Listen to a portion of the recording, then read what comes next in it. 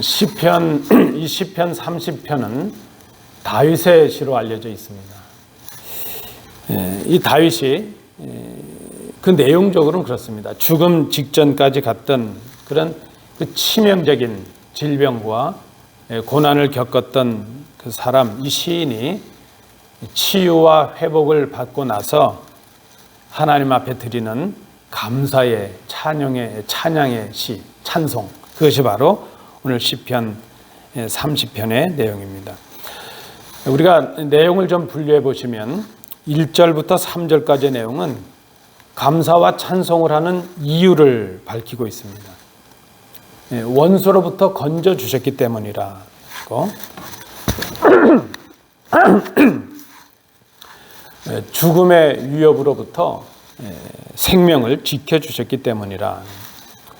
오늘 1절에 보면 원수라고 표현이 되었는데요. 그 원수는 질병에 대한 다른 표현으로 이해가 가능하겠습니다. 그 질병으로부터 구원받은 것, 그것은 마치 원수로부터, 그 생명의 위협으로부터 건짐을 받은 것과 같다 하는 의미로 쓰고 있습니다. 우리 인생에 있어서 최고의 원수는 바로 죽음이라, 죽음으로 표현이 되었습니다. 6절부터 10절의 내용은 다윗이 자기의 그 과거의 삶의 여정을 회고하면서 이전에 겪었던 그 고난에 관해서 말하고 있습니다. 왜 자신이 고난을 받게 되었는가? 또 어떻게 그 고난을 극복할 수 있었는가? 다윗이 고백하고 있는 고난받은 이유는 자신이 자만했고 교만했기 때문이라 그렇게 고백을 하고 있습니다. 그리고 이어지는 고백에 보면 자신이 그렇게 교만했고 자만했지만 하나님의 구원의 역사가 자신이 하나님을 떠날 때부터 시작되었다 하는 것을 고백하고 있습니다. 다윗이 하나님을 떠날 때 하나님께서 진노하셨습니다. 그 진노하신 하나님께서 주신 그 질병, 고난이 자기에게 생겼다는 것이죠. 그런데 잘 생각해 보니까 하나님께서 진노하셔서 주셨던 그 질병과 고난이 오히려 자기를 돌이키게 하고 하나님께로 돌아오게 하는 구원의 시작이 되었다는 것을 그가 깨닫고 있습니다. 그리고 이제 11절, 12절 내용에 보면 다윗이 이 모든 것을 깨닫고 나서 하나님 앞에 기도하죠. 회개 기도를 드립니다. 다윗은 회개하기 위해서 그 베옷을 입었는데 하나님께서 그 베옷을 벗기시고 기쁨으로 그 심령을 채워주셨다, 그렇게 고백을 합니다. 자신의 슬픔과 눈물을 기쁨으로, 춤으로 바꿔주셨다. 우리가 이 시편 30편을 보면 그런 설교 제목이 가능해요. 하나님은 우리를 춤추게 하시는 분. 우리 고난 중에 있는 우리에게 기쁨을 주시고 우리에게 춤을 추게 하시는 분. 하나님은 우리가 고난 중에 있을 때 우리를 외면하지 않으시고 우리를 인도해 주십니다. 우리로 하여금 그 고난 중에 베푸신 은혜로 인해서, 그 감격으로 인해서 잠잠할 수 없게 하신다. 12절에 보니까 잠잠할 수 없게 하는 거예요. 오히려 우리가 그 은혜를 찬양하고 하나님 앞에 감사하는 사람들이 되도록 우리를 인도해 주신다 하는 것입니다. 오늘 본문 4절에 보면 조금 그 내용이 전환되는 것을 봅니다. 그 내용이 무엇인가 하면 다윗이 가졌던 이런 그 개인적인 그 경험과 찬양이 공동체 전체의 찬양과 감사로 바뀌고 있는 것을 봅니다. 4절에 보시면 주의 성도들아 여호와를 찬양하며 그의 거룩함을 기억하며 감사하라, 그렇게 말합니다. 이 개인의 경험을 통해서 다윗이 깨닫게 된 것이죠. 그 고난 중에서 하나님의 인도하심과 하나님의 은혜를 깨닫고 나서 하나님께 감사하고 찬양해야 된다는 것을 깨달았습니다. 하나님은 자신의 백성, 당신의 백성을 죽음의 자리로 내버리시는 분이 아니시라는 것을 다윗이 알게 되었습니다. 비록 하나님께서 고난을 주시지만 그 고난을 주시는 이유는 깨닫게 하시고 다시 돌아오게 하시고 하나님의 품에서 기쁨을 누리게 하시려는 하나님의 구원의 계획이라는 것을 이 다윗이 고난을 통해서 알게 되었습니다. 그것을 알고 난 후에 이 다윗이 지금 외치는 것이죠. 이것이 나만의 경험으로 끝나서는 안 되겠다. 내 개인의 그런 경험으로 끝나는 것이 아니라 하나님의 백성 모두에게 주시는 하나님의 은총이라는 것을 깨닫고 있습니다. 우리가 모두가 다 찬양을 하는 것이죠. 다윗 나에게만 주신 은총이 아니라 누구에게든지 고난 중에 있는 자들에게 하나님의 그 약속을 기억하고 하나님께로 돌아가고 하나님께 감사하는 자에게는 이 모든 은혜를 누리게 하신다는 것을 다윗이 지금 고백하고 있습니다. 그래서 우리가 지금 오늘 이 시편 30편을 읽으면서 이것이 단지 다윗의 경험이나 다윗의 고백으로만 끝나는 것이 아니라 동일하게 고난 중에 있는 우리에게 주시는 하나님의 음성이요. 또 우리의 감사와 우리의 찬양이 되어야 된다는 것을 우리가 깨닫는 것입니다. 개인의 감사가 공동체의 감사로 바뀌는 것입니다. 개인의 문제가 우리 전부의 문제죠. 전체의 문제가 되는 것입니다. 개인의 감사와 감격이 공동체의 감사가 되고 감격이 되는 것입니다. 여러분, 한 몸이라는 것이 그렇지 않습니까? 우리 가족 중에 한 사람이 아프면 가족 모두가 아프죠. 마찬가지로 우리 교회가 한 가족일진데 성도 한 분이 아프면 다른 우리가 다 아픔을 경험하는 것이죠. 한 사람이 기쁘면 다 우리가 기쁨을 누리는 것 아니겠습니까? 극히 개인적이고 그런 사적인 그런 감사지만 이제는 그 감사가 개인을 넘어서서 공적인 감사가 되고 어떤 모임의 감사로, 의식적인 감사로 바뀌고 있는 것을 우리가 봅니다. 개인적인 은밀한 자리에서의 고백과 감사가 공동체의 모임과 예배를 통해서 감사와 찬양으로 바뀌는 것을 봅니다. 여러분, 우리가 하나님 앞에 드릴 수 있는 그런 성숙한 감사, 그것은 바로 찬성이죠. 우리가 감사를 잊은 사람은 참 배은망덕하다 그러는데 우리가 감사하는 사람들이 돼야 될 텐데 이 개인의 감사를 넘어서 공동체가 드리는 감사가 바로 예배라 하는 것입니다. 이 예배를 통해서 찬양을 하고 하나님 앞에 감사를 드리는 것이죠. 우리가 드리는 예배가 바로 이런 의미가 있습니다. 우리가 지난 한 주간 동안 우리 흩어진 우리의 각자의 삶 속에서 우리가 경험했던 하나님의 은혜, 우리가 개개인으로 누렸던 각자가 누렸던 은혜는 다 다르죠. 근데 우리 각자가 누렸던 그 개인의 은혜, 그 감사의 제목들을 가지고 오늘 이렇게 주님 앞에 모여서 함께 감사하고 함께 찬양하는 것, 그것이 바로 예배라는 것입니다. 여러분 기억하십시오.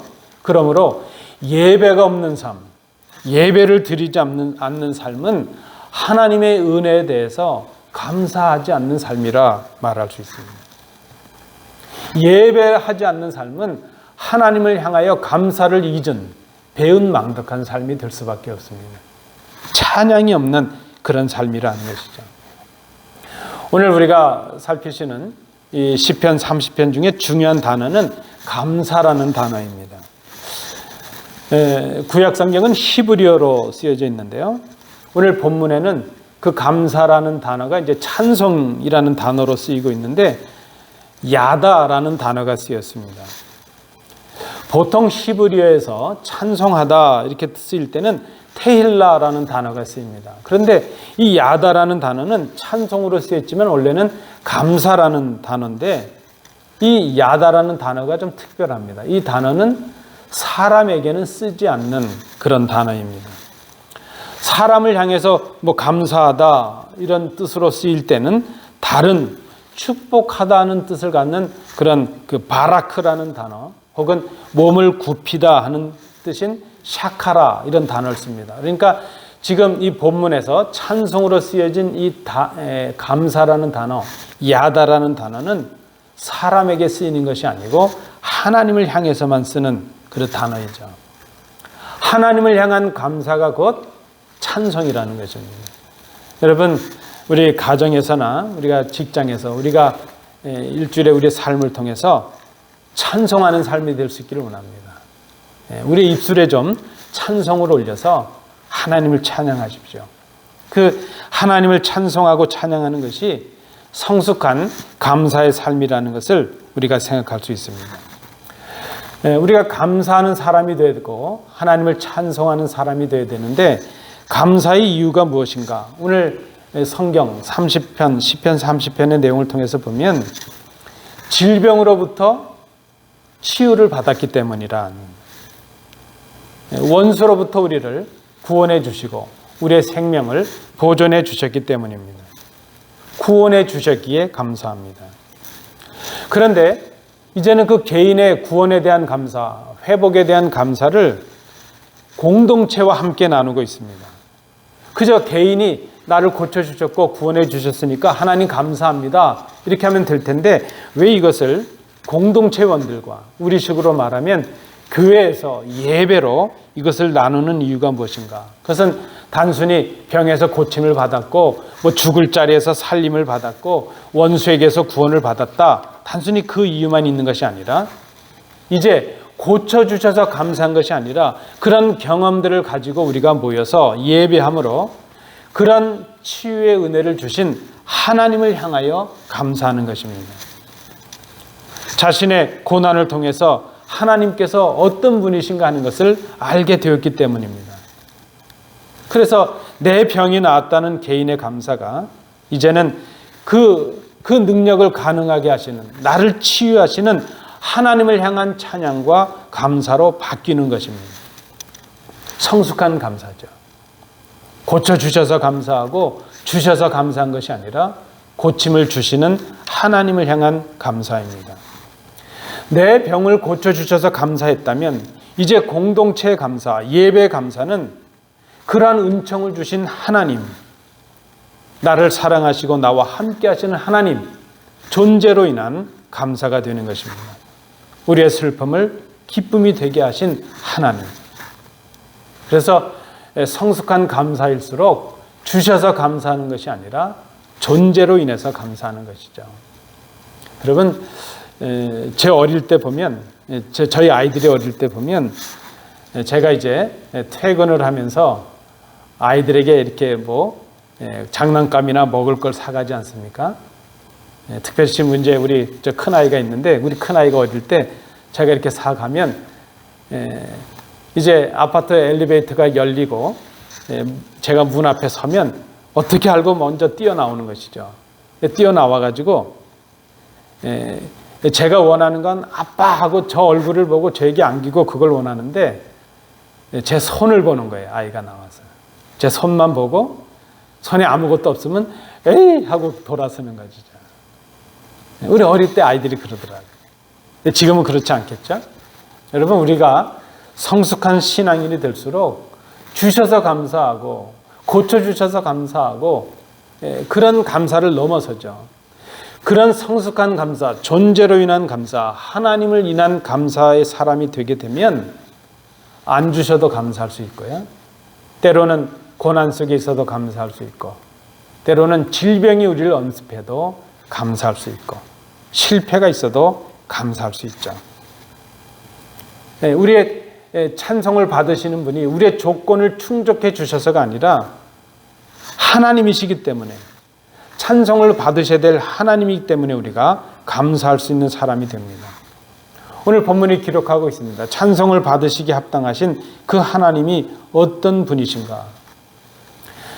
우리가 어떤 이유로든지 우리가 고난을 당하게 되었던 간에 우리가 당하는 고난을 잠깐의 시간이 되게 하시고 하나님의 은혜의 시간을 평생 동안 누리게 하시는 분이 바로 하나님이시라 오늘 본문이 기록하고 있습니다.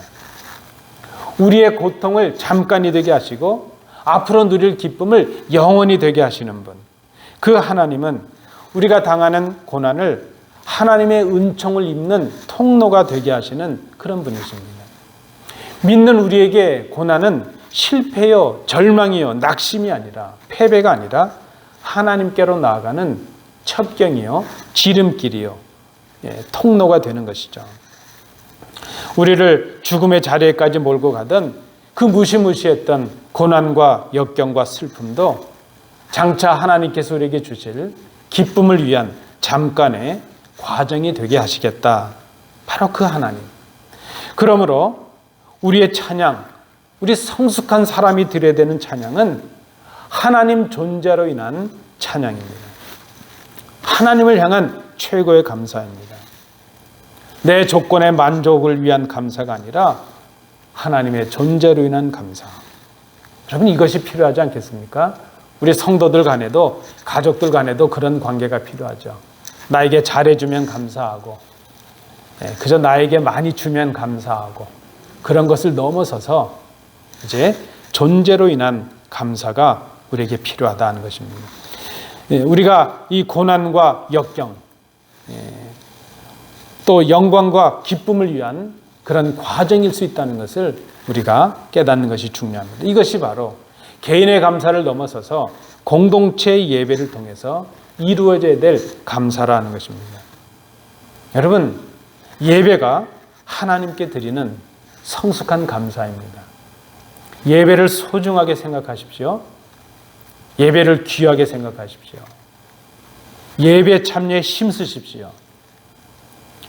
그 어떤 감사와 찬양보다도, 하나님을 높이는 것보다도 하나님께 나와서 예배하는 것, 우리가 고난 중에 있을 때에 빼앗기지 말아야 될 특권이요, 우리에게 주신 은혜라는 것을 우리가 생각해야 될 것입니다.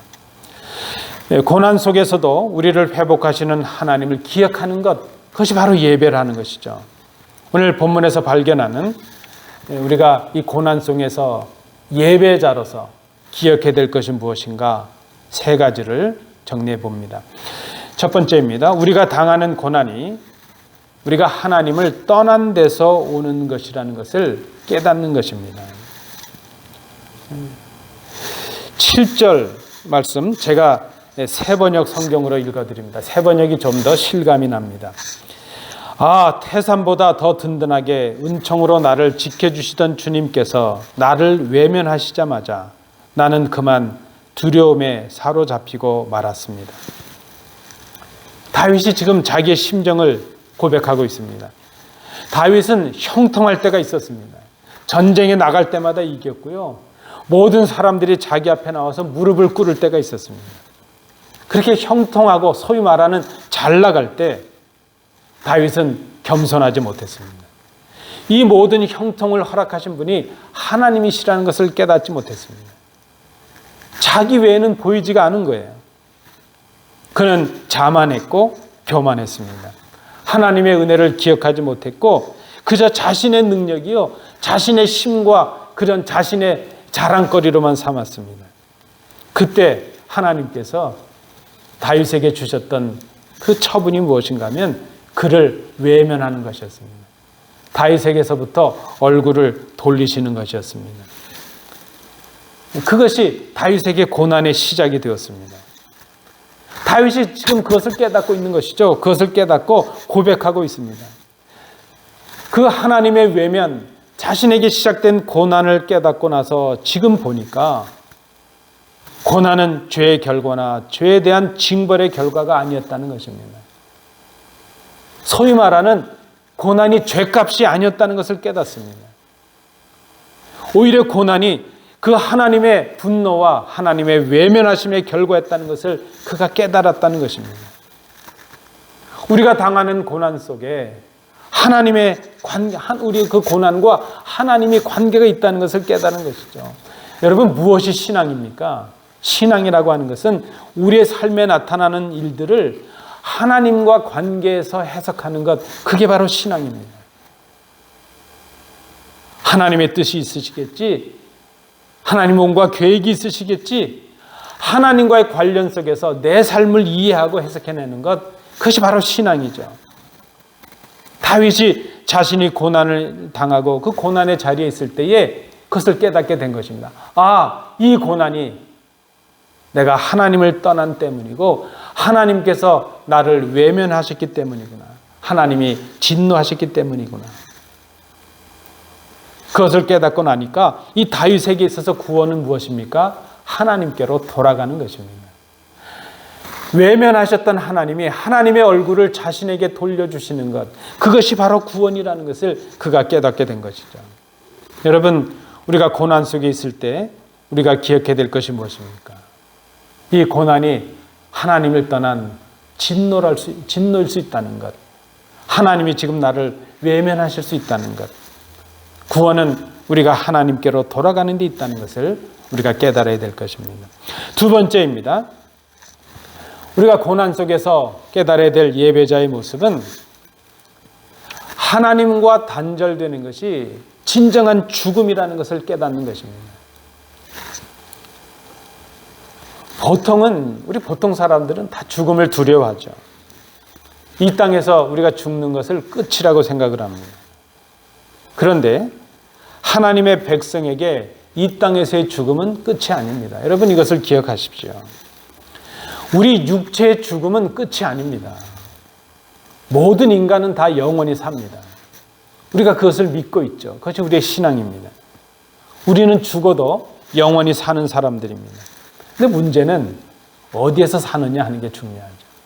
천국에서 사느냐, 지옥에서 사느냐, 그 문제가 남겨져 있습니다.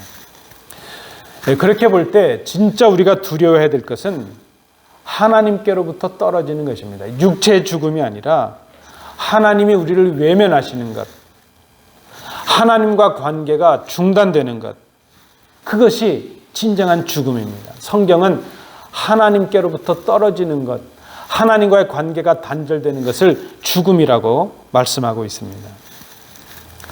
하나님께 감사하고 하나님을 찬양하는 일이 중단된다면 그것이 바로 죽음이라는 것입니다.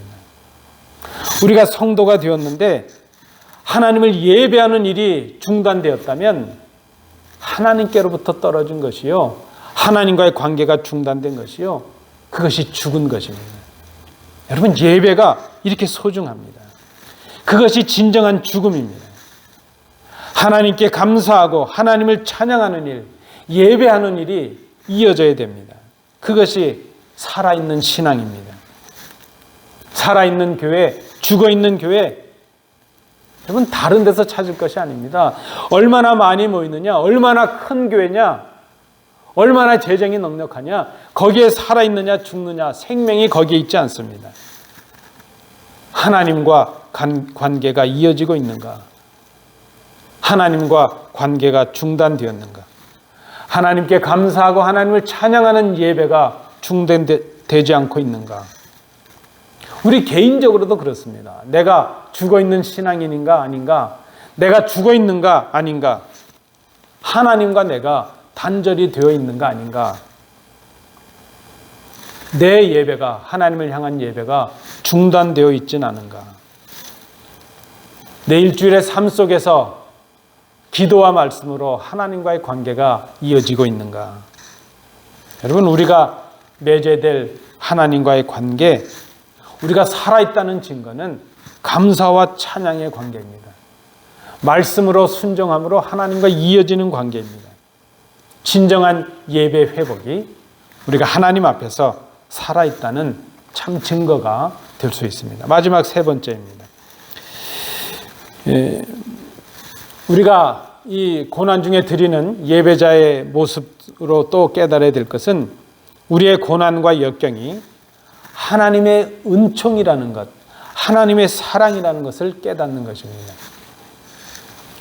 말씀드린 대로 하나님께서는 우리에게 고난을 주셔서 당신의 백성들이 당신께로, 하나님께로 돌아오기를 원하십니다. 당신의 백성들을 돌아오게 하시는 하나님의 방법 중에 하나가 바로 고난입니다. 여러분, 제가 자주 책꽂이에서 뽑아서 읽는 책이 있습니다.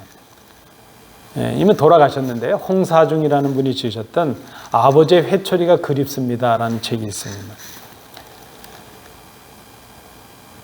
어릴 때 아버지께 초다를 받고 회초리를 맞으면 얼마나 괴로운지 몰라요. 막 속에서 부해가 일어나죠. 아버지니까 내가 참는다 그리고 막 맞죠. 다리가 피가 철철 나도 잘못했단 말 안 하고 그냥 맞죠.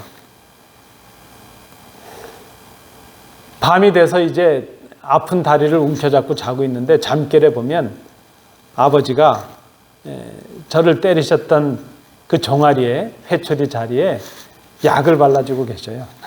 그 유명한 안티프라민 그걸 발라주세요. 근데 바르시면서 제가 잠결에 들었단 말이에요. 아유, 이놈 자식. 그래서 잘못했습니다. 한마디만 하면 될 텐데. 그거 그냥 독을 풀이고 매를 번다고. 그럼 저는 잠결에 속으로 그랬어요. 그렇게 아파할 걸 왜 때리셔요? 제가 속으로 그랬어요. 그런데 제가 이제 아버지가 되고 보면 저도 아이들을 야단칠 때가 있고 뭐 초달할 때가 있었는데 너무 괴로운 거예요. 매를 맞고 혼난 아이들은 자고 있는데 저는 잠을 잘 수가 없어요. 괴로워서. 이제서 깨닫죠. 그 아버지의 회초리가 그리운 걸 이제서 깨닫죠. 그것이 바로 나를 향하신 아버지의 사랑이었다는 것을 깨닫습니다. 곁길로 나가고 잘못된 길로 나가는 것을 중단하게 하시고 돌이키게 하시기 위해서 당신이 아파하시면서 자식을 초달하신 것이죠. 그것이 바로 오늘 본문에 나타나는 하나님의 모습이라는 것입니다. 아파하시면서 당신의 사랑하는 백성들에게 고난을 주십니다. 하나님께서 주신 이 고난을 통해서 우리가 고난을 당하게 되면 하나님을 떠나서 걸어가던 그 발걸음을 멈추게 됩니다. 하나님을 떠난 자신을 발견하게 되고 돌아서서 당신의 자녀들이 돌아오기를 그렇게 간곡하게 원하고 계시는 하나님의 마음을 깨닫게 됩니다. 고난을 당하지 않고 깨달으면 참 지혜로운 사람인데 우리는 어리석어서 그걸 못하죠. 맞고 상하고 고난을 당해서 그렇게라도 깨닫고 하나님께로 돌아갈 수 있는 사람은 참으로 지혜로운 사람이요 복된 사람이라 생각을 합니다. 그런 의미에서 보면 고난은 하나님께서 우리에게 주시는 회초리일 수 있습니다. 당신을 떠난 백성들에게 다시 당신의 품으로 돌아오게 하시려는 하나님의 사랑의 음성이 바로 우리에게 주시는 고난일 수 있다는 것입니다. 우리를 사랑해서 주시는 하나님의 안타까운 음성이 바로 우리가 당하는 고난일 수 있습니다. 하나님은 우리에게 기쁨을 주시기도 하시고 때로는 슬픔과 아픔을 주시기도 하십니다. 때로는 이유 없는, 알 수도 없는, 깨닫지도 못하는 고통을 우리에게 주시기도 합니다. 그런데 여러분 잘 생각해 보십시오. 당신의 자녀들을 멸망의 자리로 내모는 부모가 없듯이 우리의 아버지이신 하나님께서 우리를 멸망으로 치닫게 하기 위해서 이 고난을 주실 리가 없다는 것입니다. 하나님께서 우리에게 주시는 이 고통의 시간은 장차 하나님의 품에서 더 큰 기쁨을 맛보게 하시기 위한 그런 연단의 시간인 것을 깨닫습니다. 하나님께서 우리를 사랑하시기에 우리를 고난 속에 두시기도 합니다.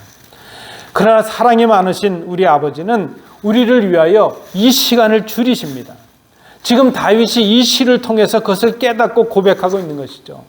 내가 당해보니까 내가 당했던 고난의 시간을 잠깐의 시간이 되게 하시고 오히려 내가 그 고난을 통해서 누릴 시간을 평생이 되게 하신 분이 바로 우리의 하나님이시라는 것을 그가 고백하고 있습니다.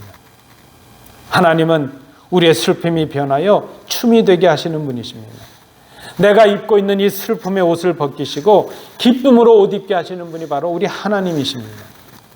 우리가 고난 중에 기억해야 될 하나님, 바로 이런 하나님이십니다. 사랑하는 성도 여러분, 지금 우리가 고난 중에 있고 질병 중에 있고 고통 중에 있고 혹은 실패를 경험하고 있다고 낙심할 일이 아닙니다. 장차 이 고난을 잠깐의 시간이 되게 하시고 우리의 기쁨이 평생이 되기를 원하시는 하나님을 깨닫는 복된 시간으로 우리가 받아야 될 것입니다. 그래서 우리가 이 고난의 시간 속에서 우리가 할 수 있는 것은 진정한 감사와 진정한 찬양을 드리는 것입니다. 하나님 앞에 예배하는 심령들이 되는 것입니다. 12절 말씀에 있는 것처럼 하나님을 인하여 잠잠치 않는 것입니다. 슬픔에서 기쁨으로 바꾸신 그 하나님을 찬양하고 감사하는 것입니다. 춤을 추면서 하나님 앞에서 감격을 표현하는 것입니다. 여러분, 우리 성도들 가운데 체면 때문에 한 번도 소리내서 기도해보지 못한 분도 계실 거고, 박수치고 찬양하고 뭐 춤추면서 찬양해본 분은 아마 아무도 없으실 것 같아요. 우리가 하나님 앞에서 단순해지는 것이죠. 우리에게 주신 은혜와 구원을 인해서 감사하고 그 감사를 찬양하는 것입니다. 여러분, 다시 한번 정리를 합니다. 주님을 믿는 우리에게 고난은 하나님께로 돌아가는 통로일 수 있습니다. 내가 당하는 고난은 아픔이요 슬픔이요 눈물임에는 틀림이 없습니다. 그러나 그 우리가 당하는 고난의 자리에서 하나님을 바라보면 그 고난은 오히려 기회입니다. 고난은 우리가 하나님 앞에 예배하는 자리가 될 수 있어야 됩니다. 진정한 감사와 찬양을 드리는 자리여야 합니다. 고난을 당하여 사람의 도움을 구하고 이런저런 이 땅의 도움을 생각하기 전에 먼저 우리가 할 일은 하나님 앞에 무릎을 꿇고 기도하는 일입니다. 하나님의 도움을 구하고 하나님을 떠난 자신을 발견하고 하나님을 감사하고 찬양하고 하나님께 예배하는 것입니다. 그 고난 속에 하나님의 구원의 역사가 있고 우리를 향하신 사랑이 있고 우리를 향하신 놀라운 계획이 있다는 것을 우리가 깨닫는 것입니다. 밤이 지나면 아침이 오죠. 자연의 이치입니다. 우리의 고난의 시간이 지나면 이제 우리가 기쁨으로 누릴 시간이 다가옵니다. 하나님께서 그 일을 하십니다. 우리의 고난의 눈물과 탄식을 기쁨과 감사와 찬송으로 바꾸어 주십니다.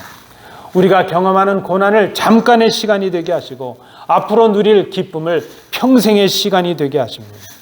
그 하나님을 향하여 우리가 감사하고 찬양하고 예배하는 것입니다. 여러분, 지금 고난 중에 있으십니까? 고난 중에 우리가 할 일이 무엇입니까? 감사하고 찬양하는 일이요, 하나님 앞에 예배하는 일입니다. 이 은혜와 이 특권을 빼앗기지 않으시는 복된 성도들 되시기 바랍니다. 기도합니다.